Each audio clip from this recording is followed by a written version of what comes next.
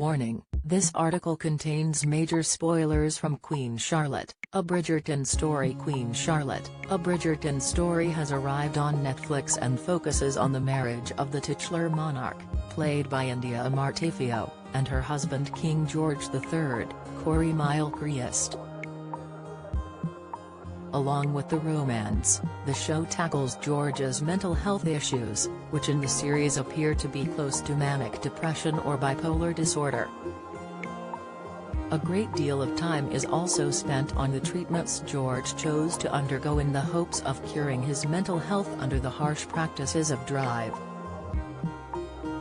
John Monroe, Guy Henry, with many viewers wondering how much of this was actually true to life. Was Dr. John Monroe real? Yes, the Bethlehem physician was real and known as a mad doctor, a moniker given to those trying to treat insanity.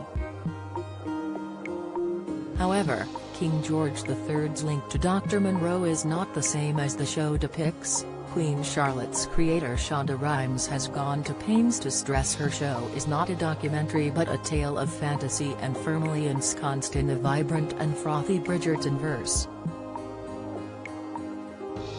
Speaking exclusively to Express.co.uk, Professor Andrew Scull, who has written in detail about Dr. John Monroe, explained the link between George III and the medic. Professor Scull said, "He did have a connection early on. A woman named Margaret Nicholson tried to assassinate poor George III and several people tried to kill him in the course of his reign besides the fact he went mad."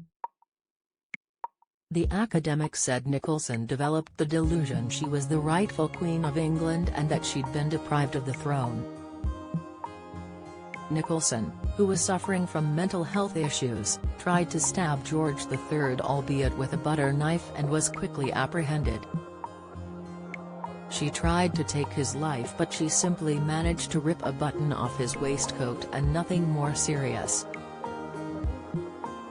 He continued, "They took her off to Bethlehem and she outlived George by about 10 years or so. She lived a long time and she became a kind of figure attraction for wealth tourists who came to London."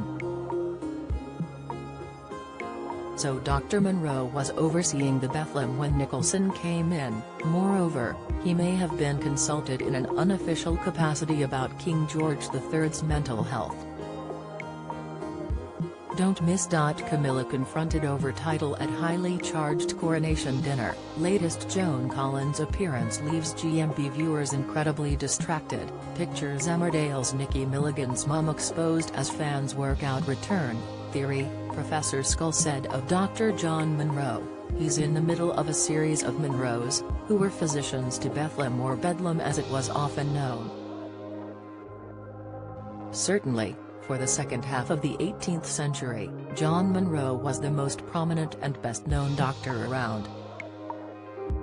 Along with his position at the Bethlehem, which gave him a degree of social visibility, he had his own series of private madhouses, which he presided over. The treatment for mental health during the Georgian period would vary depending on the funds a patient had readily available, with private madhouses taking off at this time and becoming lucrative businesses. Professor Scull went on to say, "In this period, restraining people physically was often seen as a therapeutic measure.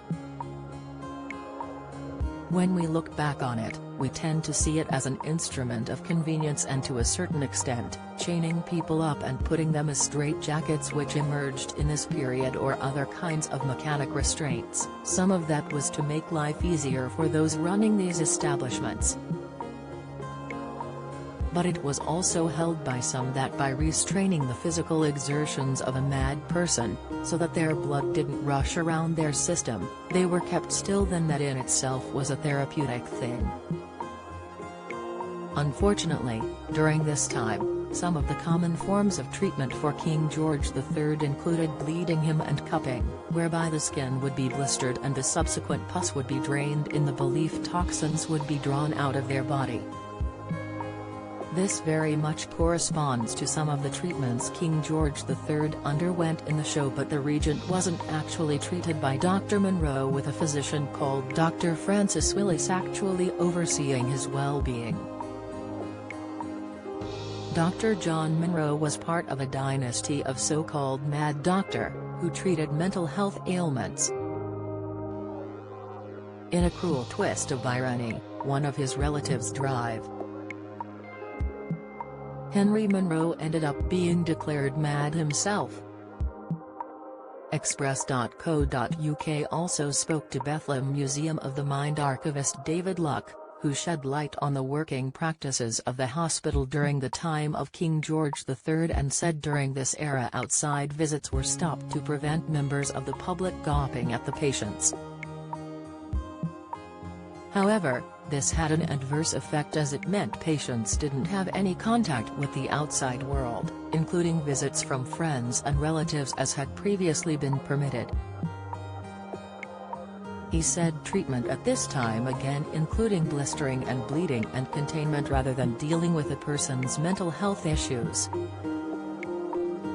Luck said, "The reason why George III is important is because he's one of the first public figures to suffer from severe mental health issues in the public eye, and actually this is part of a wider societal change in the way mental health is viewed."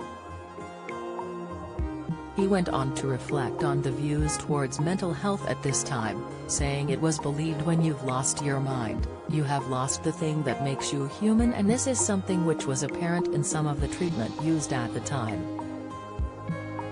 But Luck said by the end of George III's reign, this was changing, with compassion used when treating those with mental health issues as well as no restraints. There's this idea that things must change and those suffering mental health problems are ill and deserving of respect, he said. Moreover, he said King George's public battle changed things. Luck said, people are seeing him going through this stuff on a very public stage and thinking, if the king can get this, anyone can. The Bethlehem Royal Hospital still exists today and is now located in Beckenham, South London, and is part of the South London and Maudsley NHS Trust. Queen Charlotte, a Bridgerton story, is streaming on Netflix. Undertaker of the Mind, John Monroe and Mad Doctoring in 18th Century England, Medicine and Society, by Professor Jonathan Andrews and Andrew Scull, is available on Amazon now.